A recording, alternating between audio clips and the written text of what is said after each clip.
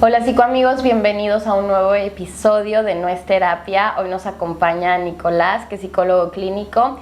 Y bueno, les voy a dar un poquito de contexto. Yo conocí a Nicolás en un taller que estoy tomando de terapia corporal, en el cual pues me ha sorprendido lo que vas descubriendo en cada sesión. Es llevado a cabo de forma grupal, lo cual es muy enriquecedor porque cuando los compañeros se abren y comparten como sus experiencias en la sesión, como que logras a veces identificarte con ellos. Y bueno, en lo personal, como que a veces lo que no me animo yo a decir, resulta que mi compañera lo dice y pues bueno, se da como un acompañamiento muy padre.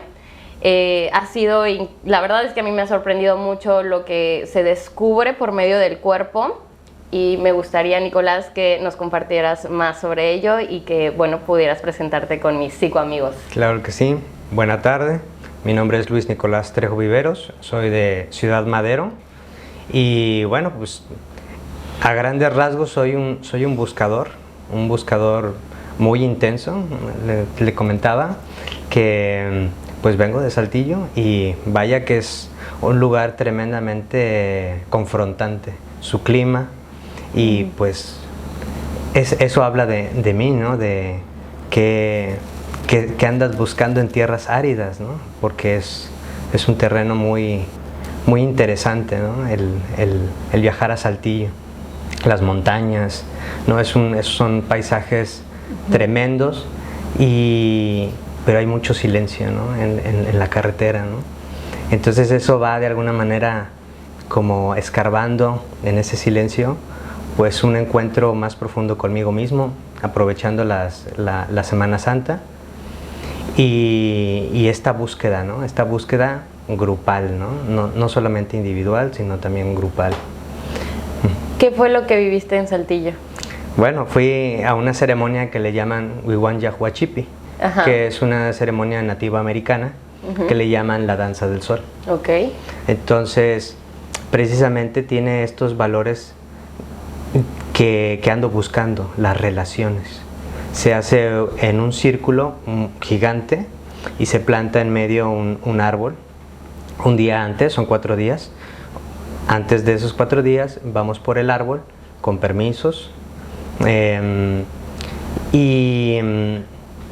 Esa experiencia de alguna manera tiene que ver con las relaciones. Entonces, todo lo que ocurre en ese círculo, dentro de ese círculo de esos 4 días, por medio de esa metáfora del árbol, pues tiene que ver con reparar ciertos vínculos con el otro. Y si es gente desconocida, gente que viene de Monterrey, gente que viene de San Luis Potosí, de Tamaulipas, que íbamos bastantitos de Tamaulipas. Y entonces, bueno, todo esto de alguna manera, esta experiencia, me la traigo para acá, para de alguna manera seguir acompañando en grupo, ¿no? Tal vez no de la manera en que esta tradición nativa americana lo hace, pero sí hay una cierta sensibilidad en estos ritos. Entonces, de alguna manera, me parece que cada persona cuando asiste a un taller de psicoterapia corporal trae mucha historia. Trae mucha historia en su cuerpo, en su corazón, en su mente, en sus recuerdos. Entonces es una invitación a que los pongan, ¿no? A que se abran y que nos sorprendan, ¿no? Que nos sorprendan y que nos conmuevan de alguna manera, abrirnos a una perspectiva más amplia, como tú comentabas, ¿no? Tal vez a través del otro, a través del proceso de la otra persona. En la jerga terapéutica decimos resonancia. ¿Qué resuena en mí? Porque puedo quedarme en la experiencia del otro y hablar del otro, pero ¿y qué pasa si doy un paso más profundo y me pregunto, eso del otro, ¿qué habla de mí? ¿Qué está diciendo de mí? ¿Cómo fue que empiezas a meterte en todo este mundo? Bueno, estaba... ¿Cuál es tu historia? Estaba en la universidad, ¿no? Tendría unos 19 años. Estudiando... Filosofía. Okay. Fue mi primera carrera. Okay. Y entonces pues todo de alguna manera lo procesas en filosofía porque pues es la estructura desde la mente, ¿no? Desde la cognición, desde la lógica, desde las causas y efectos, pero llega un momento en que esa experiencia mental ya no me era suficiente, ya no me llenaba. Y entonces de pronto encontré autores, Hermann Hesse, que ya no hablaban de una filosofía clásica para el servicio de común, sino ya empezaban a hablar más un poquito de una búsqueda más profunda. Y de pronto descubrí que Hermann Hesse fue paciente de Jung, y ahí ya fue una bomba, porque pues Jung de alguna manera es un autor que no solo se queda en la parte teórica o en la parte corporal, sino que lo lleva más allá, ¿no? Entonces pues es un pionero en muchos, en la psicoterapia gestáltica, en la psicoterapia humanística. Vaya, Jung fue pionero de la psicoterapia junto con Freud, y puso las bases para muchas corrientes psicoterapéuticas. Entonces una de ellas también fue la transpersonal, ¿no? Esto de más allá de la persona, más allá de la historia, ¿no? Y bueno, esto ya no era científicamente comprobable. ¿Cómo puedes argumentar? ¿Cómo puedes demostrar? ¿No? Y entonces, gracias a que seguí buscando, pues conocí la psicoterapia corporal. Y ahí fue donde el cuerpo era una manera de poder aterrizar todas esas que se le podría llamar fantasías, imaginación. Jung le llamaba imaginación activa. Y entonces el cuerpo es un territorio donde pueden surgir muchas cosas, ¿no? Pero concretamente, ¿no? Hay veces, digamos, en consulta que llegan pacientes con cierta postura física, y entonces es una oportunidad para que esa postura hable y nos cuente su historia. Uy, o sea, decir eso en una consulta que va más allá de este discurso que ya está preparando el consultante, ¿no? Ya viene, ¿no? Con sus notitas y todo, pero de pronto que lo invites a que hable su cuerpo, le desmantelas, lo desorganizas. Que eso fue la última sesión, ¿no? Que hablábamos acerca de salir un poquito de uno mismo implica desorganizarse. Sí. ¿No? Hablando de la neurosis, porque muchas veces hay personas que ya vienen desorganizadas y lo que requieren a veces es ir delimitando, poniendo límites. Pero en la neurosis, que es básicamente otra línea que encontré, fue esto de las máscaras, los personajes, y entonces viene la arteterapia, ¿no? Como estos personajes que muchas veces interfieren en la vida, y cómo podemos beneficiarnos si hacemos una toma de conciencia de esos personajes o de ese personaje dominante, ¿no? Vamos en la vida, ¿no? Se habla acerca en la actualidad del eneagrama, ¿no? Okay. Y entonces ya se habla, ¿no? Más allá de la psicoterapia corporal, se habla de 5 tipos de carácter. Bueno, el eneagrama habla acerca de 9 tipos de carácter, ¿no? Y son personajes muy interesantes que tienen que ver con la cultura de la historia. No es sacado de hace 10 años, hace 50 años. Hay una historia, ¿no? Siempre el ser humano ha gustado, ¿no? Del arte, de los personajes, del circo social, ¿no? Y es ahí donde entra esto, ¿no? Eso es muy interesante, el tema de las máscaras, de la arteterapia. Híjole, ¿qué has encontrado estudiando todo esto? ¿Qué has encontrado acerca de las máscaras? Primeramente, un descanso. Un descanso. Llega un momento en que cuando esta insatisfacción me ha llegado a encontrar en mí mismo una paz. Y creo que eso es suficiente. Esa paz, esa tranquilidad para vivir.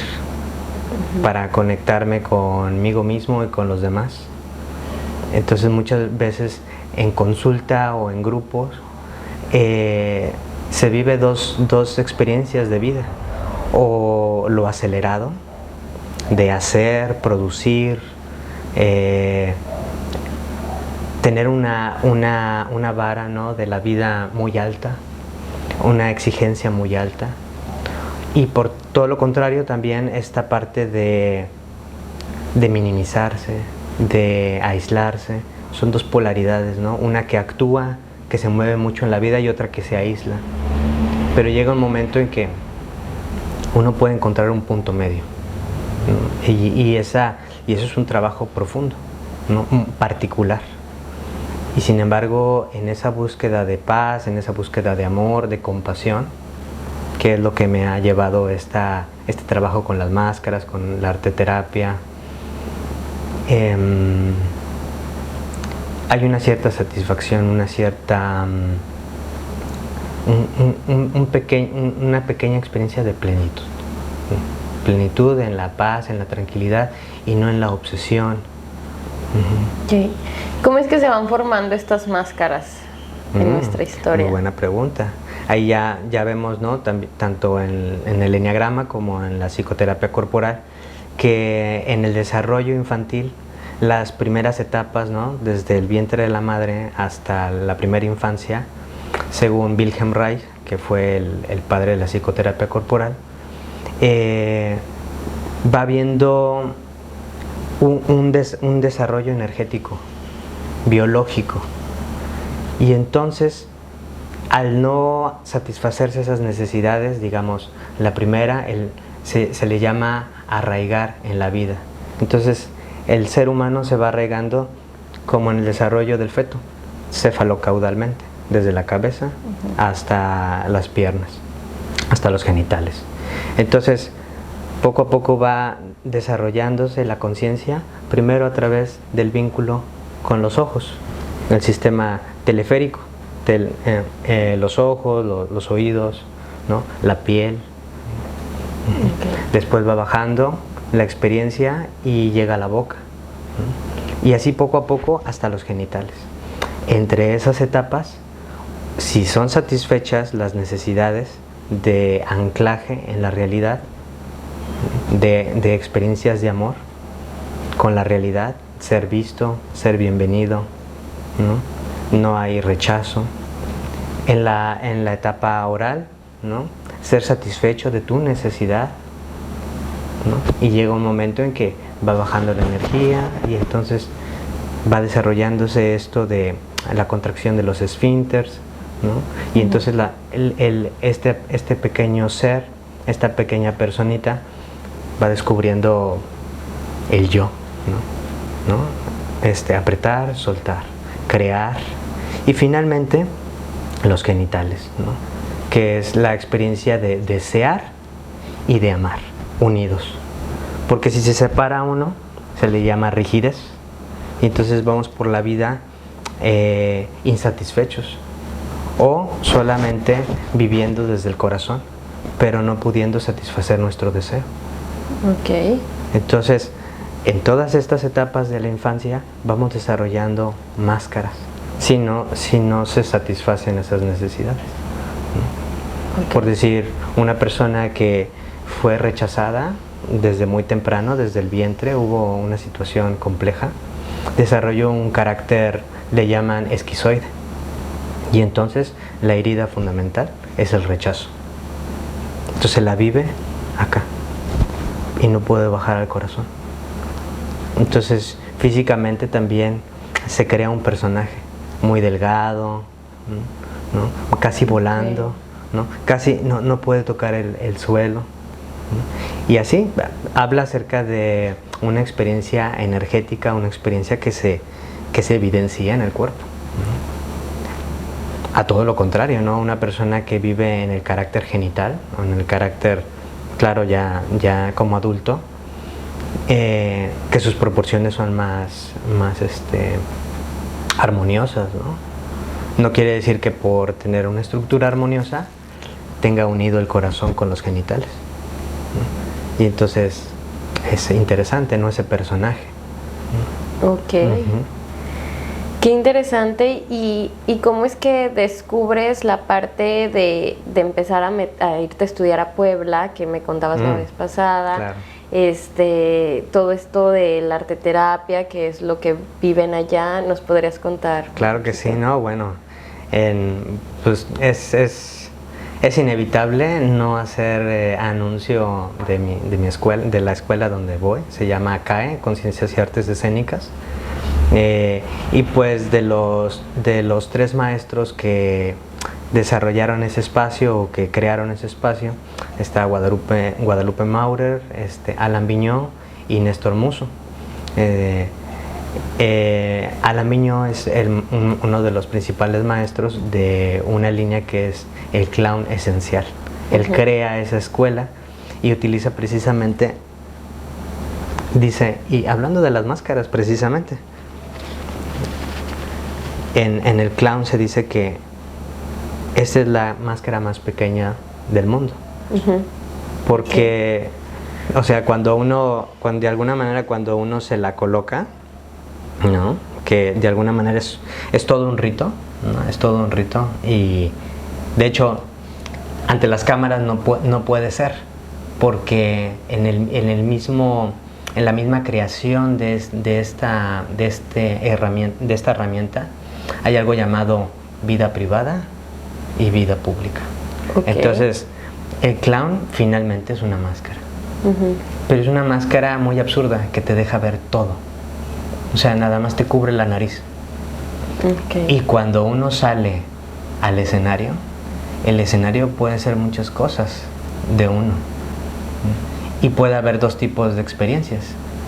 O que las demás personas te incluyan, o que las demás personas te excluyan. Y ese es el riesgo de esta experiencia. Entonces, fue muy radical porque terminando lo que es la psicoterapia corporal, encontrarme este camino de la arteterapia fue desarmarme así increíblemente. Entonces ha sido, y también un camino muy noble y muy compasivo. Hay otros caminos que son muy intensos, a veces violentos, ¿no? O más que nada muy agresivos. Pero este camino tiene mucho que ver con la compasión, con ver al otro, con dejarse ver. Y ha sido una de las cosas fuertísimas que me ha revolucionado en mi vida, ¿no? Poder dejarme ver, poderme ver a mí mismo. Recuerdo una práctica en Puebla y que simplemente era salir al escenario con otra persona. Y entonces traía la nariz y nos había dicho todas unas indicaciones el maestro. Y yo nada más salí al escenario, me quedé viendo al público y con eso tuve para quebrarme en llanto. Y fue lo único que hice en el escenario, quebrarme en llanto. Y entonces poco a poco pude reconocer y nos dice Alain, este maestro, que la sombra más grande que nosotros tenemos es la vergüenza. ¿Cuál es tu vergüenza?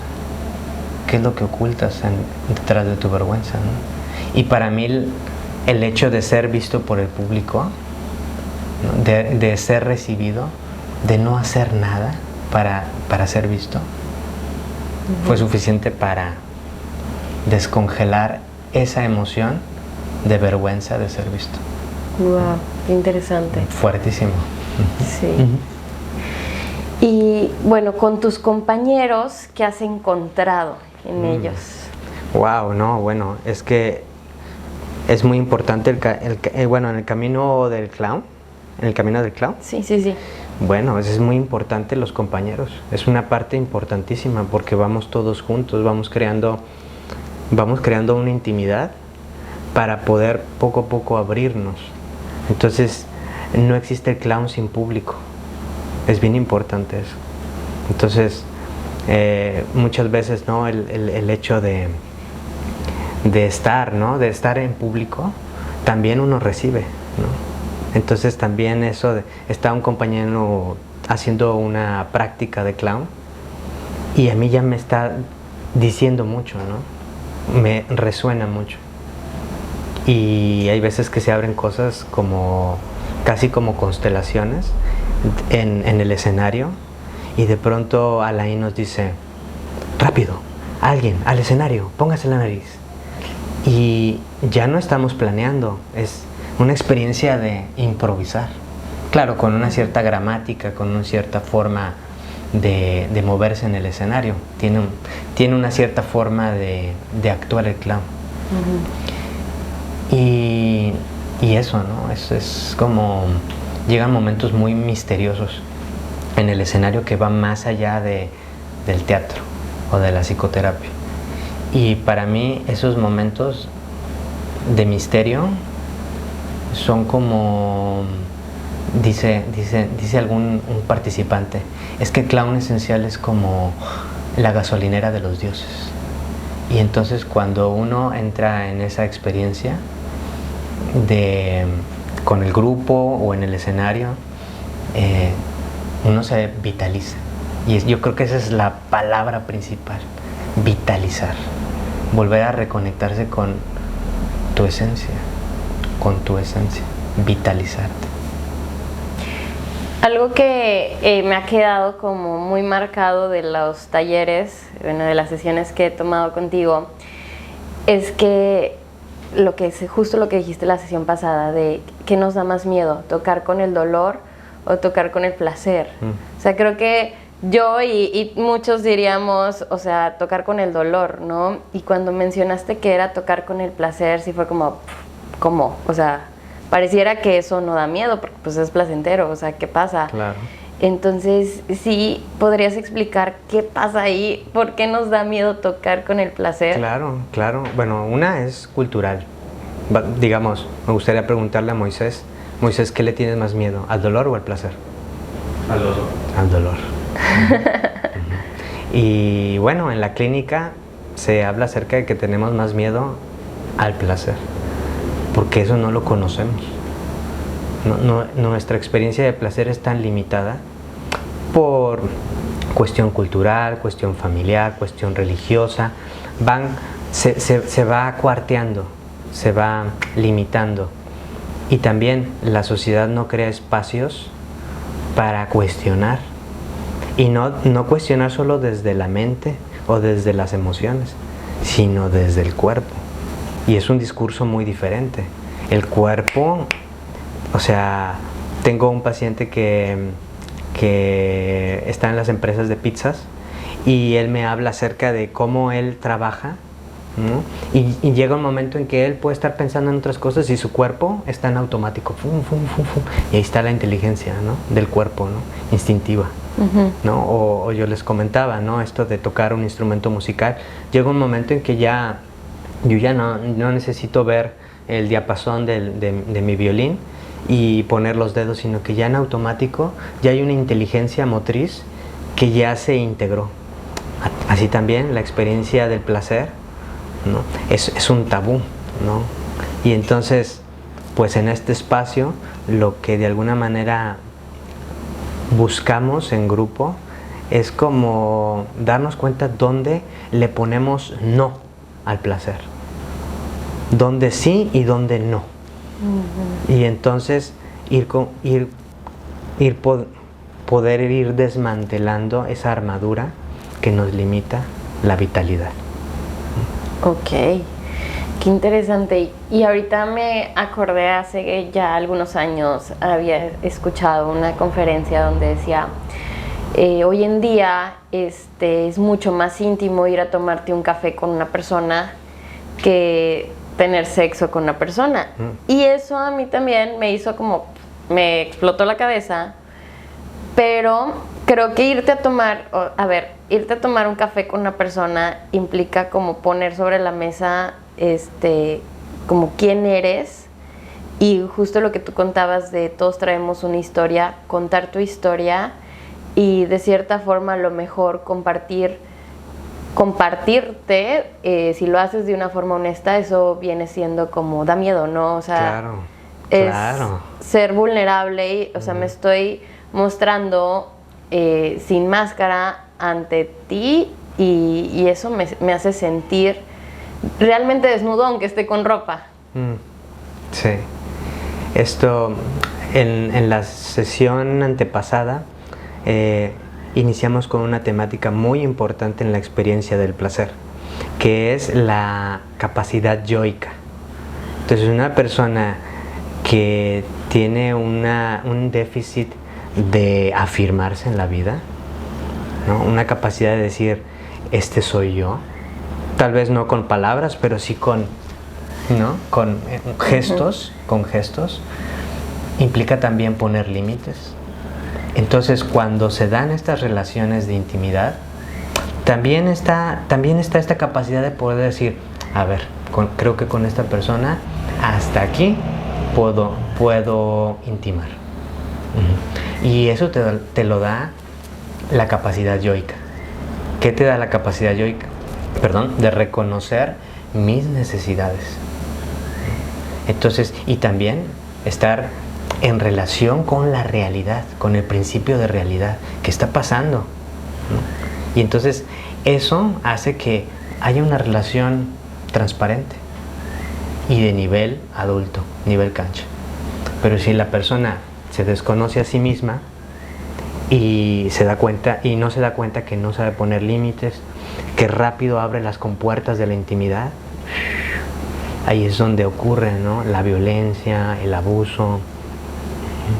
Okay. Entonces es muy importante, ¿no? Como en este autoconocimiento, antes de llegar al tema del deseo, al tema del placer, que no hay en el tema del deseo está la imaginación, y la imaginación es como, no sé si has leído o visto alguna película del Marqués de Sade, ¿no? ¿Tú sí, camarada? ¿Qué tal? ¿En una palabra? ¿Qué tal? Impresionante. Impresionante. Pues este señor, siglo XVIII, ¿no? Era un provocador, era un bufón de su época. No era un clown. Este señor era un bufón. Y entonces lo que hacía era hablar de cosas provocadoras, principalmente sexuales, burdas, grotescas, pero lo que quería era llamar la atención para hablar de cosas como el contrato social. Y entonces la gente, cuando estaba leyendo lo morboso de sus libros, de pronto encontraba una temática que la iba a transformar como ciudadano. Entonces no nada más era de alguna manera como su mercadotecnia, ¿no? Hablar de cosas pero tremendas. Este señor no tenía límites, y eso es el deseo, ¿no? Esa capacidad.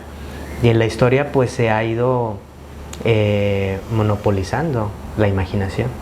Entonces llega un momento, y son de las cosas que se van a ver en el taller, ¿no? que estoy impartiendo, cómo poder reconectar con el deseo sin el juicio moral, ¿no? Una cosa es llevarlo a cabo, y otra cosa es la libertad de imaginar, ¿no? Imaginar infinitamente. Y es ahí donde se habla acerca del deseo, cómo recrear la relación, porque muchas veces la relación se queda monótona por esa incapacidad de recrear al otro, de reimaginar al otro, no solo física, sexualmente, emocional, mental. ¿Cómo es esto de reimaginar al otro? Bueno, digamos que a diferencia del eros, ¿no? el amor ágape, ¿cómo podría decirse? Pues es muy aburrido, ¿no? De alguna manera. Y tiene que ver con compromiso, ¿no? Lealtad, ¿no? ¿Se escucha antojable? No. Y de pronto viene el deseo, y el deseo es misterio. Ok. Como entonces, más aventura y... aventura, y entonces, claro, depende del contrato de la relación. A lo mejor va a haber un equilibrio, ¿no? de estas dos, ¿no? Del amor ágape, de compromiso, pero también de este reimaginar, que tiene que ver con el misterio, la aventura. Ahora, me habías comentado que estabas también metido en la parte de sexología, ¿no? Sí, es una especialidad que se llama terapia de arraigo sexual. Ok, ¿no? ¿Cómo es esta terapia? En la terapia de arraigo sexual habla acerca del desarrollo desde los 4 años hasta la muerte de la sexualidad. Se hablaba acerca, digamos, en la perspectiva reichiana clásica, que la sexualidad se terminaba de desarrollar hasta los 7 y medio años. Pero un holandés, alumno de Lowen, se llama William Popelier, empezó a hacer un estudio no solo teórico, práctico, sistémico, sobre el desarrollo de la sexualidad en todas las etapas, hasta la muerte, desde los 4 años hasta la muerte. Y pues habla acerca de que aproximadamente de los 4 a los 24 se le llama paraíso en la realidad. Uno busca, ¿no?, desarrollar la sexualidad a través de experimentar hacia afuera. De pronto viene y también poder diferenciarse, ¿no? Establecer bien las polaridades. ¿Qué soy? Hombre, mujer. Y entonces cuando ya se dan, según el TAS, según la terapia de arraigo sexual, de pronto viene una etapa de los 34 a los 54, que es equilibrar esa polaridad. Se llama armonización. Y es cuando se trabaja la vida de pareja, ¿no? Cuando estas polaridades, ¿no?, digamos, mi pareja tiene más energía masculina y yo más femenina, toco más la parte emocional, y entonces al trabajar con ella puedo desarrollar mi parte masculina, y ella puede desarrollar su parte femenina, ¿no? Y entonces es un trabajo de armonización, ¿no?